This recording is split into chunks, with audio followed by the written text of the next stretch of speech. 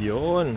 Hey guys, so tonight I'm gonna do a quick Facebook Live video for you guys, no? Because I always get this question asked all the time, right? Ano bang mas maganda, Toyota RAV4 or Honda CRV? Now, I've actually made a comparison video in the past. I did a comparison ng Toyota RAV4 XLE Premium versus the CRV EXL. I've done a comparison video ng Toyota XLE versus the Honda CRV Sport. But I realized I don't think I've made a video where I talked about yung base models. So, as you guys know, right, base models are the most affordable trim levels, and usually yun yung tinatawag nating entry level na mga sakyan kasi yun yung pinakamadaling mabili ng kliyente kasi yun yung pinakamura, right? And most of the time when you guys are looking at videos sa YouTube or going sa loob ng mga showroom, hindi pinapakita ng mga dealerships yung mga base model sa loob. Usually yung mga fully loaded kasi nga gusto nga nila na mapawaw kayo, di ba? Sa features na meron yung sasakyan, yung mga, even for example, a quick YouTube search right now sa mga videos, no, you can see people are always using yung touring ng CRV or yung Black Edition or yung limited ng RAV4 pag gumagawa sila ng mga videos na walkarounds, but nobody ever talks about yung base model. So what I'm gonna do a quick video for you guys. We're gonna go around both vehicles kasi I have the opportunity now to compare side by side, no. On the right side, you are looking at a Honda CRV LX all-wheel drive, and on the left side, you're looking at the Toyota RAV4 LE all-wheel drive. So again, both of these are the base model vehicles. Ano ba yung kaibahan nilang dalawa? Ano yung meron yung isa, nawala yung isa? What do you think would be better for you, right? As the buyer, as the driver, I'm gonna give you a bit of an idea for price point wise what to expect. One thing I am gonna point out, no, sa simula pa lang ng video, if you notice the RAV4, meron siyang roof racks. So from the factory, brand new RAV4, wala pong kasamang roof racks. These are both pre-owned units, okay? So yung RAV4 na yan, yung dating may-ari, pinalagyan ng roof racks yung RAV4. Pero wala pong kasamang ganyan. Galing sa factory, kailangan mo magbayad ng extra, which is I believe mga $600 something. Okay? So, first and foremost, let's look at the more popular sa kanilang dalawa, right? For a lot of people, kasi nga with the recent redesign of 2019, yung Toyota RAV4. So, yan yung Toyota RAV4. So, if you guys recall, no, 2019 was the year na na-redesign siya, right? Yung exterior niya, it looks completely like an actual SUV na siya. Pwede mo pang off-road ang itsura niya, right? Yung makina, they increased yung horsepower output all the way up to 203 horsepower. So, very basic stuff, guys. 203 horsepower on this one here. 4-cylinder, 2.5-liter engine. So, hindi siya turbo, okay? 5-seater, just like the CRV. So, quick walk around ng sasakyan, no? Let's take a look sa exterior niya. So this one's a bit more boxier, right? This design ng RAV4, this generation, reminds me a lot of a Jeep, right? Nung una ko nakita yung redesign niya, nung nasa Mazda pa ako, unang impressions na pumasok sa isipan ko, mukha siyang Jeep. Mukha siyang Jeep / baby na 4Runner. So yun yung itsura nung LE all-wheel drive na RAV4. Now let's take a look naman sa itsura nung LX na CRV. So ito naman siya. So as you can see, right, one thing you're gonna notice right off the bat sa kanilang dalawa is yung rims niya. Okay? So if you look here on the LE na RAV4, it really sucks na Toyota got cheap sa ganito. Because if you look at the LE RAV4, steel rims with the plastic covers. Okay? So talagang kitang-kita mong base model siya.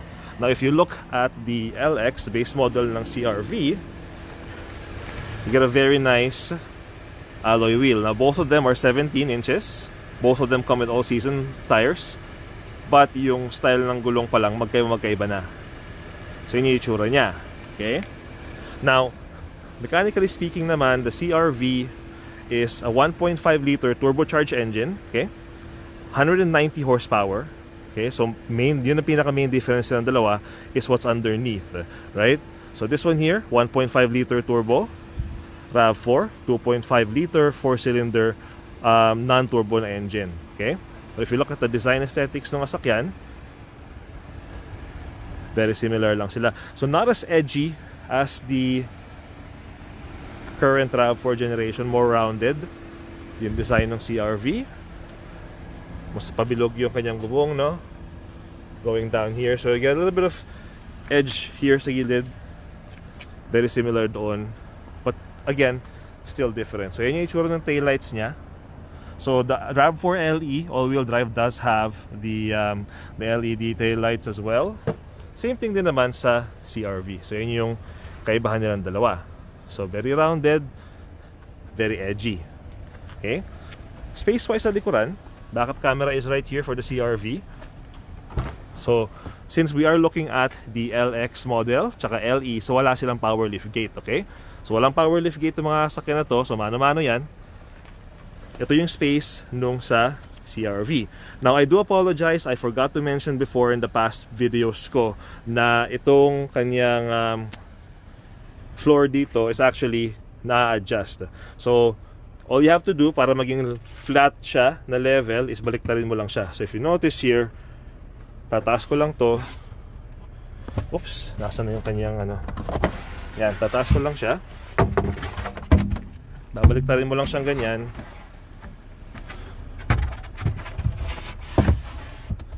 So may konting height. Kasi standard, ganyan talaga yung setup ng mga CRV, right? So parang hindi siya even, no? Parang hindi siya flat surface. That's again just to make some extra space, no, between the floor here tsaka yung kung ano man yung gusto mong ilagay sa taas. But you know, you can flip that up. I do apologize na I wasn't able to show that before. Gaganyan mo lang siya, baliktarin mo lang siya. So flat na siya ngayon. Okay, so you do have that configuration. Now on the Rav4, so again, since this is the LE base model, all-wheel drive, mano-mano, mas mabigat yung lift gate nito kumpara dun sa CRV, I notice. So sa likod niya, you don't have that option, but at least completely flat na yung likuran niya. So both vehicles do come with the tonneau cover. So ito yung sa Toyota Rav4 na LE. Yung sa CRV meron to, hindi ko lang alam kung saan nila linagay. So as I mentioned earlier, these are pre-owned units. We're only using them for the sake of comparison because they are the same trim level. Okay? So baba natin to. Oh, one thing I'm gonna point out, on the CRV, it has a power outlet dito on the left hand side. Baba natin siya. And on the Rav4, yung power outlet naman ito, so wala siyang power outlet sa likuran, but it does have a light here, which is actually very convenient, no? So sara natin to. Now, the one thing na I always liked about Toyota, even nung salesperson pala ako sa Toyota, kapag ibili ka ng brand new na Toyota, may kasama na siyang all-weather mats. As you can see there, right? So may kasama na siyang all-weather mats. Lahat ng brand new Toyota ang bibilihin ninyo, meron ng kasamang set ng all-weather mats na custom cut para sa mismong sasakyan.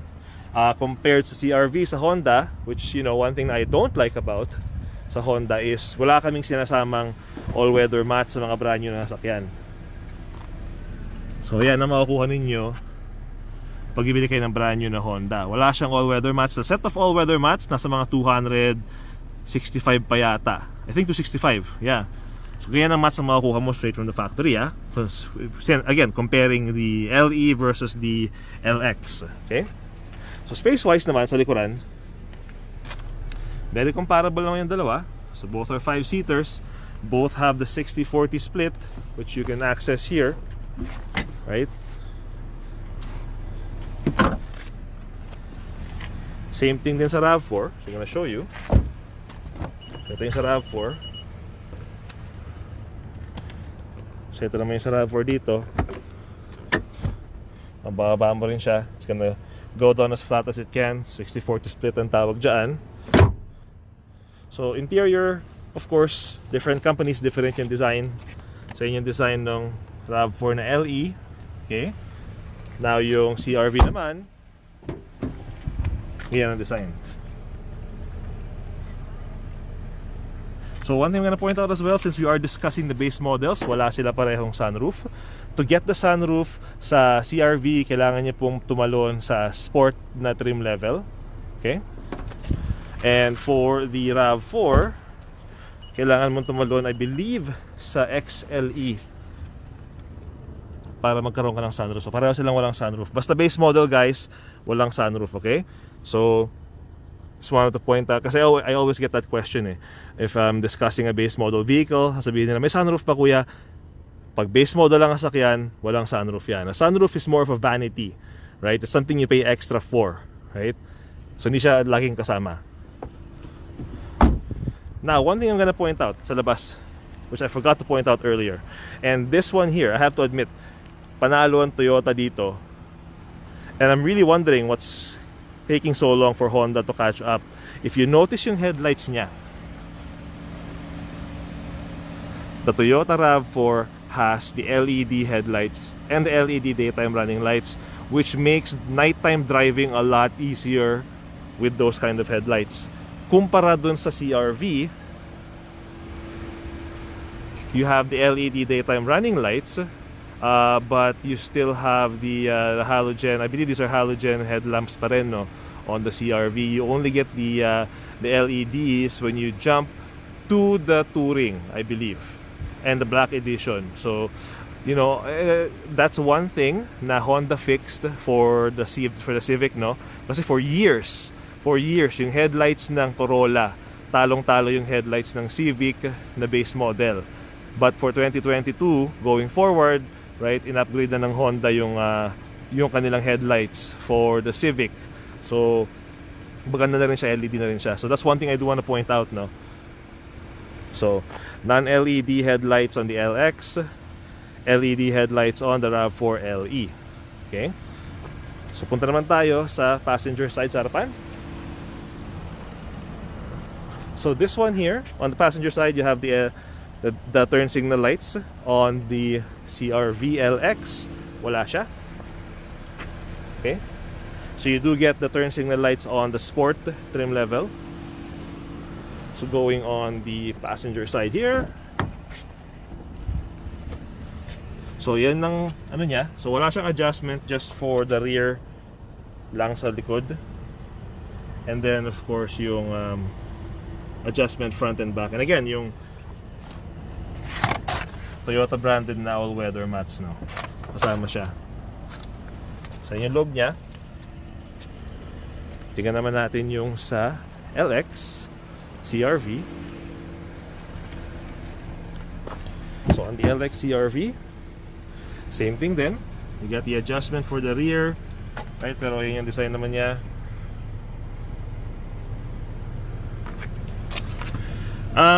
Bago po siguro kayo sa page ko, Jay, pero bi-weekly payments hindi ko pinag-uusapan yan sa mga videos ko, no? That's mainly because sa mga, alam ng mga kliyente ko, bi-weekly payments are always dictated ng credit ng loan applicant. So kahit nasabihin kung 250 bi-weekly to, kung pangit ang credit mo, hindi ka rin maaprubahan, or kung pangit ang credit mo, mas taas ang bi-weekly mo. So I don't talk about bi-weekly payments sa mga videos ko unless gusto nung kliyente na nabentahan na lang ang sasakyan. So what we're doing right now, we're not comparing payments, we're comparing yung features na meron yung bawat sasakyan. Okay? So yan siya. So look at the driver's side naman sa kabila. So it's very, very strange, no? Like meron mga features tong sasakyan na to, yung CRV, na wala yung RAV4 and vice versa. So let's go on the driver's side naman here on the RAV4. So yan naman siya. So again, all the LX base models and the LE base, since yun nga, base model sila, don't expect power adjustable seats or leather or anything. Cloth interior, mano-mano adjustment. Okay? So you got your automatic headlights there. You got yung front windshield deicer. Yeah, adjust ko lang yung ating camera. If you're joining me right now, Facebook Live, thank you. It's pretty late na. I just figured I wanted to do this video habang side by side yung dalawang sasakyan. So going inside the vehicle. So this is one of those things na Toyota did right sa opinion ko when they redesigned the CRV, when the RAV4, no? When they made the screen bigger like this. It just gives a more modern look sa sasakyan. It's not as vibrant, it's not as colorful compared to the higher trim levels ng RAV4. I also want to point out, if you have the RAV4 LE, okay? If you have the RAV4 LE, since it is the base model, you don't have the Toyota N-Tune app para i-remote start yung sasakyan using your phone mo. To have that ability na ma-start mo yung sasakyan mo using your cell phone through the Toyota N-Tune app, yung RAV4 mo has to be the XLE Premium and higher trim. Base model, wala siya, hindi siya enabled for that. So even for example, nakita mo dito merong button for the map. Kala mo may GPS yung sasakyan mo. Pinutin mo lang, wala siyang GPS. Okay? So I just wanna bring that to everybody's attention. So, you got a nice modern screen here. Now, one thing I don't like with the Toyota RAV4s, and that's the one thing that I noticed with Toyota over the years na pag base model yung sasakyan, blatantly obvious yung lack of features niya. So, if you notice here, wala siyang dual zone climate controls. Okay? So, you can control yung fan and everything, but wala kang dual zone climate control. Yung driver can't control yung sarili niyang temperature, and then the passenger can't control yung sarili niyang temperature. And the one thing I don't like with this one here, yung temperature adjustment niya, if you look at this guys here, so knob siya, you can't really tell, you don't have a numerical value sa adjustment ng temperature. Tatansyahin mo lang pag parang ganyan mo, siguro mainit na yan, baka malamig dito, right? Whereas dun sa CRV, I'm gonna show you guys later, meron siya numeric value. So it doesn't have the dual zone climate control. Okay? So yan siya. Also with the LE na RAV4, wala siyang push button start. So it's mano-mano, old-fashioned na disusi. Okay? Again, there's nothing wrong with that. It's I'm mentioning the differences between the two models. Okay? Now, the one thing na meron naman yung RAV4 na wala sa CRV is yung multi-terrain selection. So you have yung snow settings, yung mud and sand, rock and dirt, right? So all of these are meant para tulungan ka depending sa kung saang surface ka nagda-drive. So ina-adjust niya yung torque output ng sasakyan based on kung ano yung kailangan mo. So if you're driving through muddy or sandy terrain, pinutin mo yan, right? And as well the standard eco, normal, tsaka sport mode. Okay? So eco mode if you wanna save a few, mas matipid sa gas, right? Normal, of course, regular driving mode. Sa eco mode, mas mabagal tumaas ang RPM, mas mabagal ka rin mag-accelerate, pero mas matipid sa gas. Kabaliktad naman niya, sport mode. So lahat ng Toyota RAV4 may ganyan with the redesign ng 2019. Okay? Now, on the backup camera side of things, let's put on reverse. So you do have that, and you can change yung setup ng display mo. See? There's not much, but it does have that. So just like a lot of the vehicles nowadays, no, so it has the Toyota Safety Sense technology. So you have yung rear cross traffic alert, you have yung lane departure warning, you have yung adaptive cruise control or dynamic cruise control ang tawag sa Toyota. The one thing na meron yung sasakyan na to na unfortunately wala sa LX na CRV is it has yung blind spot monitor, right? So blind spot monitor siya for both sides. Sa CRV wala. I'm gonna point that out to you guys now. So same thing, digital speedometer, right? Everything you need to see while you're driving is here. So as I mentioned kanina nga, this unit here is a pre-owned vehicle, kaya 15,000 kilometers na siya, which is actually very low mileage for a 2020 na model. So kung meron interesadong bilhin itong sasakyan na to, available siya. Now, sa CRV naman, wala sa driver side. On the LX, the CRV. So unfortunately, as I mentioned, wala kaming lane departure warning. Okay. So on the interior, yun naman na may expect mo. So same thing din as the Toyota, right? So going inside. So yung setup naman ng sa RAV4, CRV, ganyan naman siya. So we don't have the raised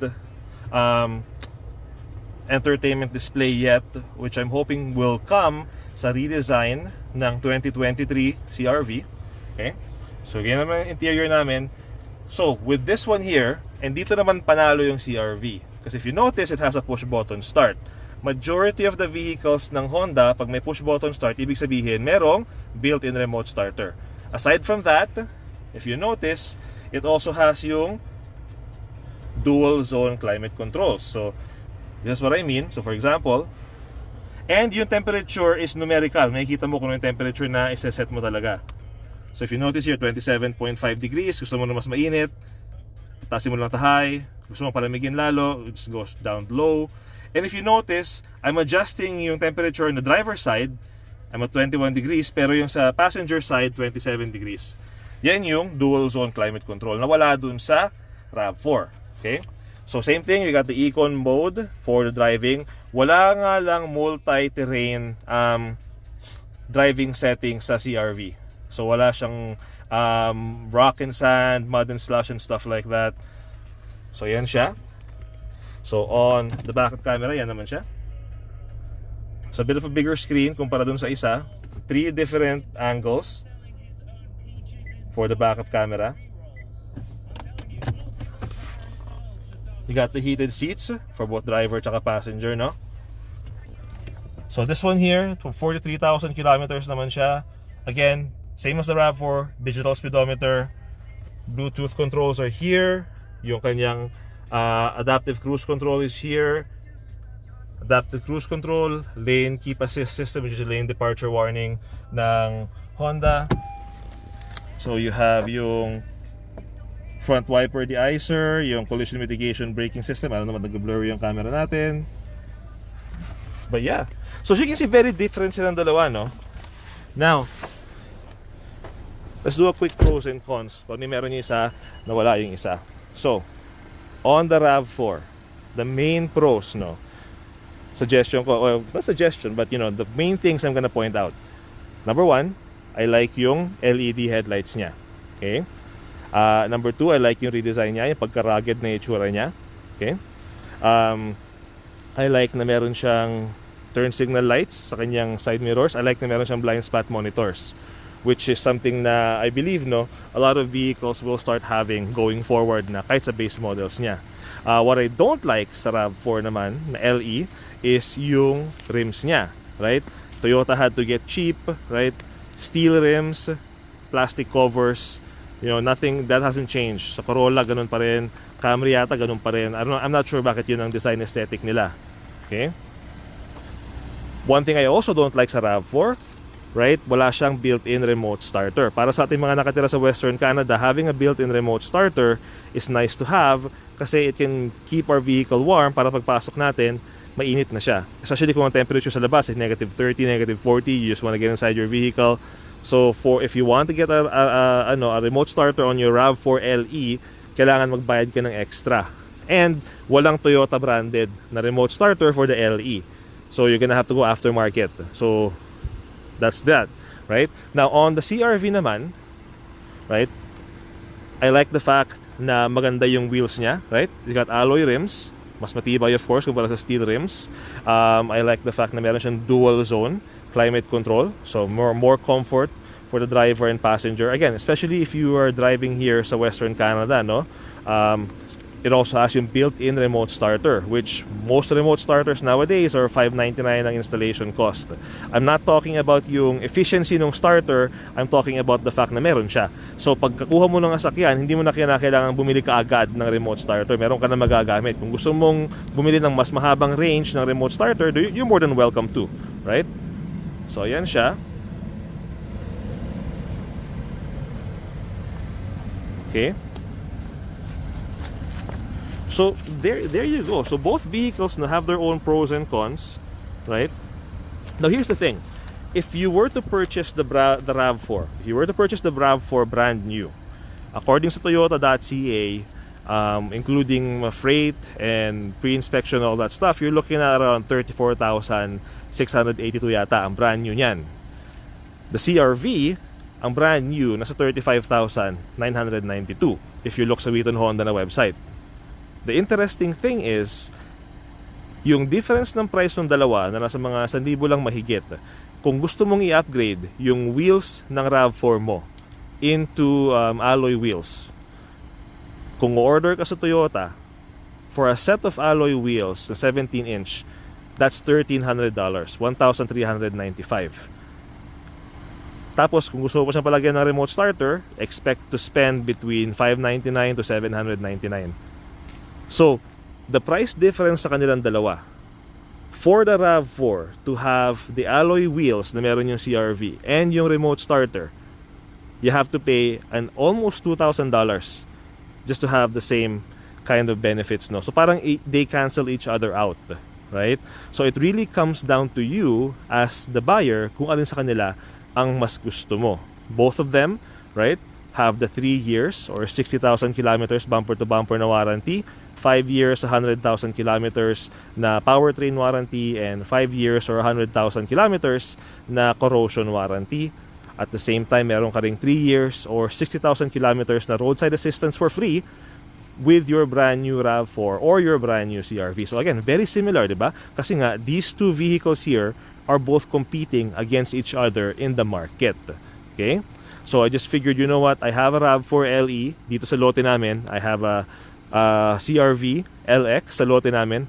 Why not do a comparison itong dalawa para magkaroon ng idea yung ating mga followers at viewers, right? If you're considering between the CRV and the RAV4, kung alin sa kanila ang mas feel mo or mas opinion mo, mas makakapagbigay sa'yo ng more value. No? So, there you go. And if you are interested in either of these vehicles, that is 2020 RAV4 LE all-wheel drive, 15,000 kilometers. I think that's one is for 32,998. This one here is a 2019 CRV LX. I believe this one is at 30,998. Okay? 44,000 kilometers naman to. Both vehicles have clean Carfax. So kung meron interesado na bilhin yung asakyan, just send me a message, right? Let's get you pre-approved. Tingnan natin kung maaprubahan ka. But yeah, so these are the two entry-level SUVs ng Toyota tsaka Honda. Now, the one thing I am gonna point out though, personal opinion ko, kasi nga I have driven these guys. I have driven this to BC. I have driven it across Alberta. Nakabenta na tayo ng maraming RAV4, nakabenta na tayo ng maraming CRV. Here's the one thing I'm gonna point out. Yung CRV is a lot more fun to drive on the highway because it's a turbo. Because it's a turbo, mas the word I'm looking for, parang mas spirited siya. Mas mabilis siyang umarangkada kumpara dito. So yes, this one has more horsepower, right? But at the end of the day, how often are you gonna find yourself having to use 203 horsepower? Same thing with this, 190 horsepower. How often are you gonna find yourself having to use, you know, a full 190 horsepower? But the CRV was a lot more responsive, was a lot more faster to get to the speeds na kinakailangan mo if you're driving through highway, right? Specifically, in my mind right now is yung Coquihalla Highway, which is the highway you take from Kamloops to get to Vancouver, yung mountain road. I found na both vehicles are comfortable, but yung turbo na engine ng CRV allowed me to drive, to get to the 120 kilometer speed limit ng Coquihalla faster and maintain yung speed na yon without having to consume so much fuel. Again, those are just my personal thoughts and, you know, based on my experiences having driven these two vehicles. Whatever you feel would be better for you, that's completely up to you as the buyer. So there you go, guys. So hope nagustuhan nyo yung video natin for tonight. Thank you for sticking around and watching it with me. If you are looking for a brand new CRV or a brand new RAV4, I can help you. I can get you the unit. I do want to point out though, we are slowly running out for both the base models ng parehong sasakyan.